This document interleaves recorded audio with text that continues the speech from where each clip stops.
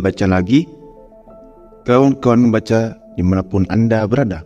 Siapkan posisi nyaman, fokuskan pendengaran, mari baca teks dan suara.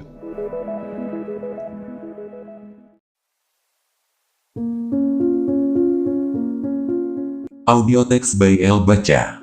Berdasarkan buku Madilog, karya Tan Malaka. Topik, Bab 7, Peninjauan Kembali Madilog. Episode 3, Madilog sebagai jalan kesadaran baru, warisan dan harapan. Pembuka reflektif di antara sisa asap dan fajar yang akan datang. Bayangkan pagi yang sunyi setelah panjangnya malam penjajahan. Rakyat mulai membuka mata, tapi dunia masih samar antara harapan dan kebingungan. Di antara mereka, berdirilah seorang lelaki yang tidak lagi membawa senjata, melainkan selembar naskah yang penuh coretan dan perjuangan. Dialah Tan Malaka, yang percaya bahwa kemerdekaan tidak akan bertahan, jika bangsa ini tidak belajar berpikir. Dan Madilog adalah warisan itu. Bukan kitab suci, bukan dogma, melainkan cara untuk menyalakan akal. Ia tahu, tubuhnya mungkin akan hilang ditelan zaman, tapi pikirannya, jika berhasil hidup di kepala rakyat, akan menjadi abadi. 7.5 Madilog sebagai gerakan kesadaran. Tan Malaka menulis bagian ini seperti seorang guru yang tidak lagi memaksa, melainkan mengajak. Ia tidak meminta pembacanya untuk percaya, ia hanya mengundang mereka untuk berpikir. Bagi Tan Malaka, Madilog bukan sekadar ilmu atau teori, tetapi gerakan kesadaran, gerakan yang lahir ketika manusia berhenti takut pada pikirannya sendiri. Bangsa yang berpikir adalah bangsa yang hidup. Ia berkata, bangsa yang berpikir akan sulit dijajah, sebab penjajahan selalu dimulai dari kebodohan. Penjajah mungkin bisa mengambil tanah, tetapi tidak bisa mengambil kesadaran yang telah terbangun. Karena itu, Tan Malaka menyerukan agar Madilog menjadi alat pendidikan rakyat. Bukan pendidikan hafalan, tapi pendidikan yang membuat anak-anak berani bertanya, kenapa dunia seperti ini?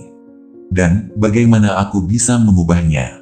Pertanyaan-pertanyaan sederhana itu, bagi Tan Malaka, adalah benih dari revolusi sejati. 7.6 Tantangan bagi bangsa berpikir di tengah kebisingan. Namun ia juga tidak menutup mata. Jalan menuju bangsa yang berpikir tidak mudah. Ia menulis dengan kejujuran yang menusuk. Berpikir itu melelahkan, tapi tidak berpikir lebih berbahaya. Rintangan pertama, katanya, bukanlah penjajahan dari luar, melainkan kebiasaan kita sendiri yang takut berbeda, takut salah, dan takut ditinggalkan.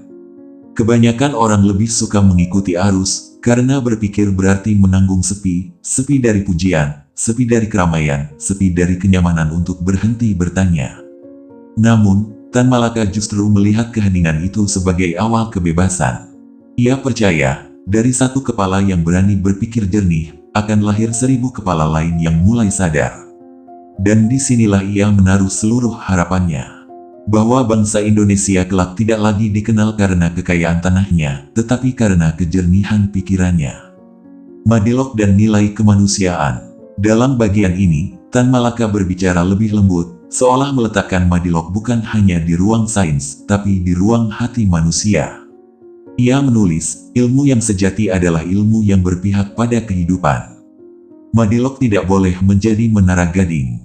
Ia harus hadir di dapur, di sekolah, di sawah, di tempat rakyat mencari hidup.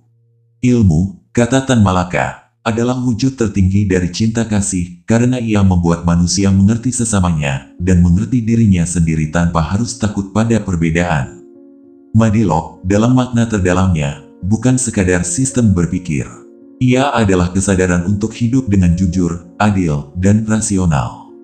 Ia mengajarkan bahwa tidak ada kebebasan tanpa tanggung jawab, dan tidak ada tanggung jawab tanpa pengertian. Madilog dan masa depan. Tan Malaka menulis bagian penutup dengan nada yang tenang namun bergetar. Ia sadar bahwa ia mungkin tidak akan sempat melihat bangsa yang benar-benar berpikir, tapi ia yakin benih itu sudah ditanam. Ia menulis, setiap pikiran yang jujur, setiap hati yang terbuka, adalah Madilog yang hidup. Baginya, masa depan tidak ditentukan oleh ramalan, tetapi oleh keberanian setiap manusia untuk berpikir dengan sadar. Madilog adalah jalan panjang, kadang sunyi, kadang berat, tapi di ujungnya ada fajar yang tak bisa dipadamkan. Refleksi akhir, warisan tanpa nama. Kini, kawan, setelah seluruh perjalanan panjang ini, kita tahu bahwa Madilog bukan sekadar buku tua yang ditulis di masa revolusi. Ia adalah surat cinta seorang pejuang kepada bangsanya, pesan dari seseorang yang tahu bahwa tubuh bisa mati, tapi pikiran yang jujur akan terus mencari tempat untuk hidup. Tan Malaka tidak meminta patung. Ia hanya ingin agar manusia Indonesia belajar berpikir dengan akal sehat, agar tidak mudah ditipu oleh kata-kata besar, dan agar berani berdiri tegak di hadapan kebohongan. Ia percaya, setiap rakyat yang berpikir dengan jernih adalah bagian dari revolusi. Dan di sanalah, kawan, Madilog tidak pernah berakhir. Ia terus berdenyut di kepala para pembaca, di ruang-ruang sunyi tempat orang mencari makna hidupnya sendiri. Penutup El Baca, cahaya dari tanah yang gelap. Kini bayangkan, kawan, Tan Malaka berdiri di tepi fajar itu. Tubuhnya mungkin lelah, namun matanya masih menatap jauh ke masa depan yang belum datang, tapi sudah ia percayai. Ia menatap tanah airnya yang masih belajar berjalan, dan berkata dalam diam. Sekali rakyat berpikir dengan sadar, tak ada kekuatan yang bisa menghentikannya. Dan disinilah Madilog berakhir, bukan dengan kesimpulan, tetapi dengan undangan. Untuk berpikir, untuk mengerti, untuk menjadi manusia yang sadar. Maka, biarlah kata-kata terakhir ini menjadi gema dari Tan Malaka bagi kita semua. Aku tidak ingin diingat sebagai pahlawan, tetapi sebagai manusia yang mengingatkan bangsanya bahwa berpikir adalah bentuk tertinggi dari perjuangan.